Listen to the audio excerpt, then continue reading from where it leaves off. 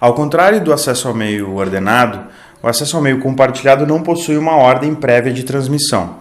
As estações que desejam transmitir podem iniciar a qualquer momento sua transmissão. Caso duas ou mais estações realizem a transmissão ao mesmo tempo, haverá então uma colisão. Cabe ao enlace detectar a ocorrência de uma colisão e corrigir essa situação.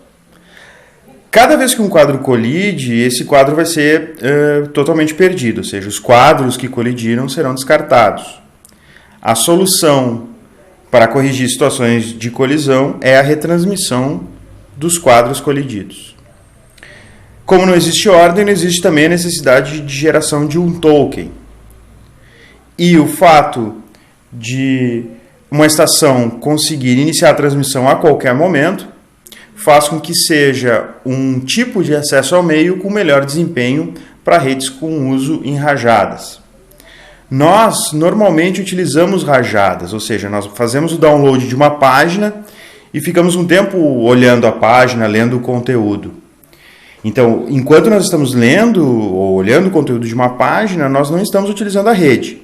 Ao clicarmos em um link, nós vamos fazer o download de outra página e a rede volta a ficar ociosa. Então, nós temos rajadas de troca de dados. Aqui nós temos um exemplo de colisão. A estação A estava transmitindo e antes de finalizar a transmissão, a estação C inicia a sua transmissão. Essa parte em vermelho aqui será perdida. Vocês imaginem que ao acesso ao meio, vamos imaginar, por exemplo, uma rede em barra, com um cabo coaxial. As duas estações vão inserir sinais elétricos, e esses sinais elétricos vão se misturar na barra, e vai ser impossível de saber o que era o 0, o que era o 1, o que era a transmissão da estação A, o que era a transmissão da estação C. Então, quando a gente perde, mesmo que seja uma parte do quadro transmitido, todo o quadro será perdido. A primeira coisa que se pode fazer para diminuir o volume de colisões é fazer com que uma estação não transmita, não inicie sua transmissão enquanto outra estiver utilizando o meio.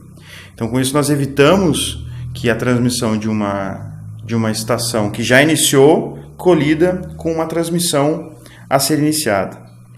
Então, nós conseguimos evitar essas colisões com transmissões em andamento utilizando o CSMA, Carrier Sense Multiple Access. O que significa CSMA?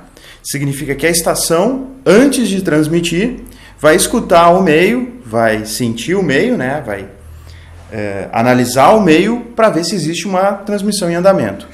Caso houver uma transmissão em andamento, ela então não vai transmitir.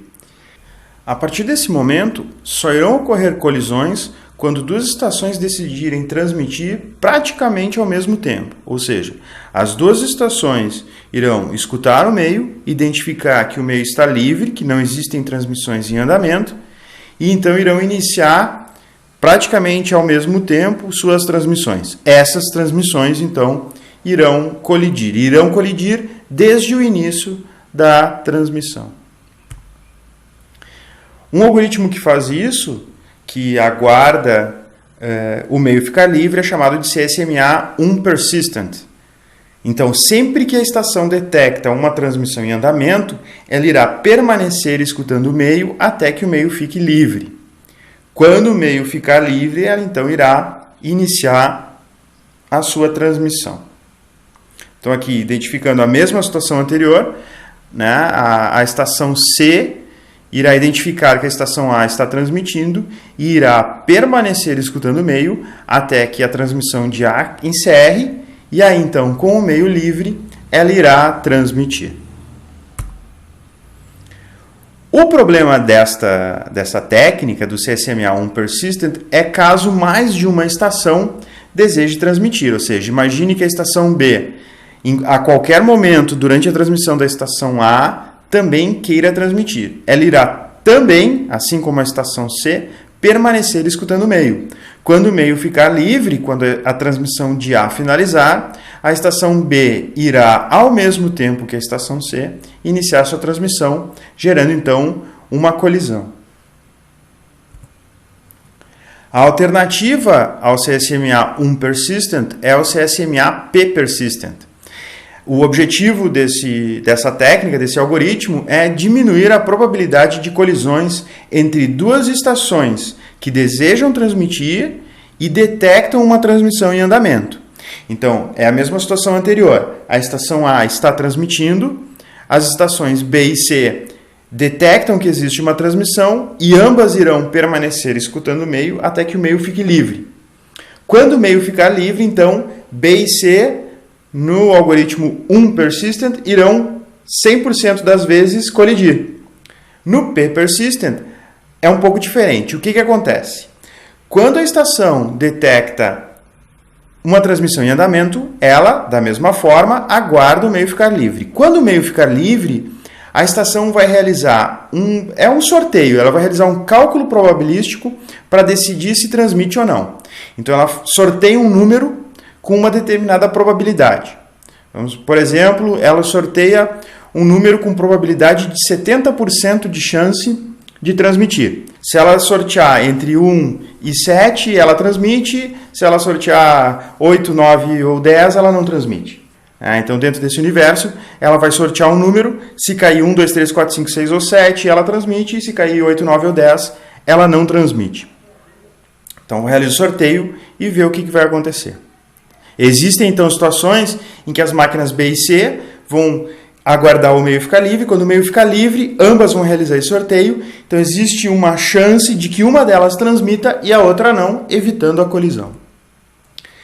Caso a estação faça o sorteio e dê azar, ou seja, não vai transmitir nesse momento, o que ela faz? Ela aguarda um tempo pré-determinado até tentar novamente. Passado esse tempo, ela escuta o meio. Se o meio estiver livre, ela transmite. Caso o meio estiver ocupado, ela vai aguardar que fique livre, aguardar que a transmissão em andamento acabe, e aí ela realizará um novo sorteio, agora com a probabilidade invertida. Ou seja, se ela tinha 70% de chance de transmitir no primeiro momento, agora ela vai ter 30% de chance de transmitir. Se ela der sorte de transmitir, ok, ela transmite. Se não, novamente ela aguarda um tempo pré-definido, aguarda o meio estar livre, caso exista uma transmissão em andamento, e vai realizar um novo sorteio com a probabilidade invertida e assim por diante. Então ela fica realizando esse algoritmo até que consiga transmitir. O objetivo, então, como eu falei, é diminuir a probabilidade de duas estações sortearem, transmitir, realizarem o cálculo e transmitirem ao mesmo tempo após o meio ficar livre de uma transmissão em andamento. Quem usa esses algoritmos? As redes Ethernet e 13802.3 utilizam a técnica de CSMA-CD, que é o Carrier Sense Multiple Access with Collision Detection, ou seja, com detecção de colisão. Eles utilizam a técnica de unpersistent e o tipo de rede mais utilizado atualmente em redes locais cabeadas.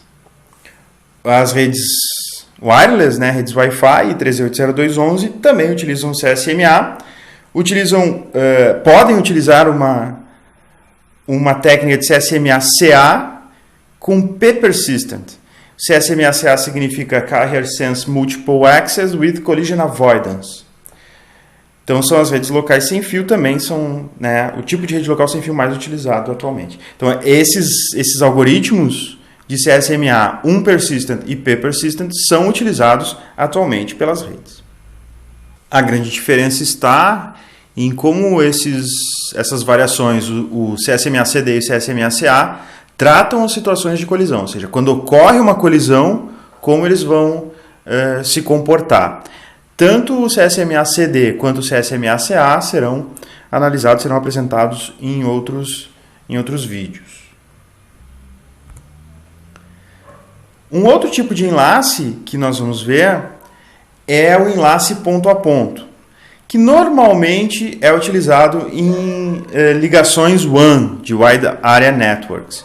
Esses enlaces ponto a ponto, eles não possuem uma ordem de transmissão, nem colisões, tendo em vista que é a ligação direta entre duas estações. né? São dois equipamentos que estão conectados diretamente, então não existe colisão e não existe ordem de transmissão.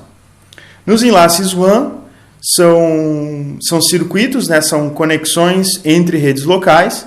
Essas conexões são feitas através de um conjunto de switches. Esses switches são interconectados e são conectados diretamente, né? Então aqui nós temos, por exemplo, imagine aqui uma rede local, nós temos um roteador de borda aqui da rede local e esse roteador está conectado então a uma nuvem, né, de switches, a uma série de switches interconectados, conectado a um outro roteador em uma outra rede local. Então essa ligação WAN é esse circuito entre esses switches, ligando então um roteador a outro.